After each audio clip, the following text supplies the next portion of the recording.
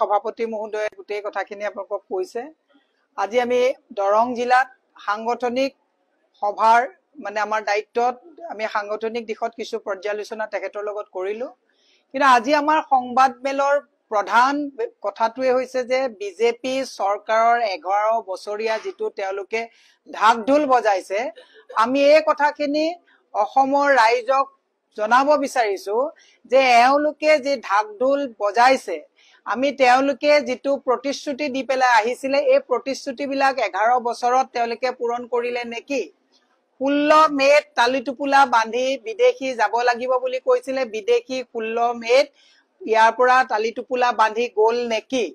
গতিকে তেওঁলোকে কৈছিলে পেট্ৰল ডিজেলৰ দাম কংগ্ৰেছৰ দামত যেতিয়া 56 টকা আছিলে তেতিয়া তেওঁলোকে বহুত পেট্ৰল ডিজেলৰ দাম বৃদ্ধি কৰিছে বুলি কৈছিলে, আৰু আজি তাৰিখত প্ৰায় 100 টকা পেট্ৰল ডিজেলৰ দাম চুলেগৈ।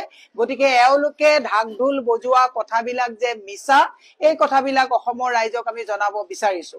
15 লাখকৈ কলা ধন ঘূৰাই আনি এওঁলোকে সকলোৰে মানে নহয় অত্যাৱশ্যকীয় সামগ্ৰীৰ মূল্যই গোটেই অসমৰ মহিলা সমাজক কুঙা কৰিছে।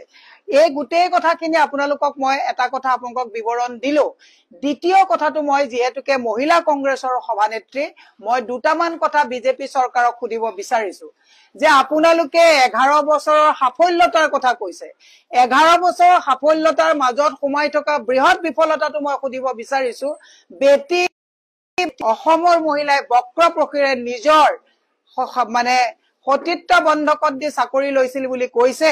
গতিকে তেনেকুৱা মুখ্যমন্ত্ৰীৰ ওচৰত মহিলা সুৰক্ষিত হয় নেকি? মই এই প্ৰশ্নটো বিজেপিলৈ এৰিলো। বিজেপিয়ে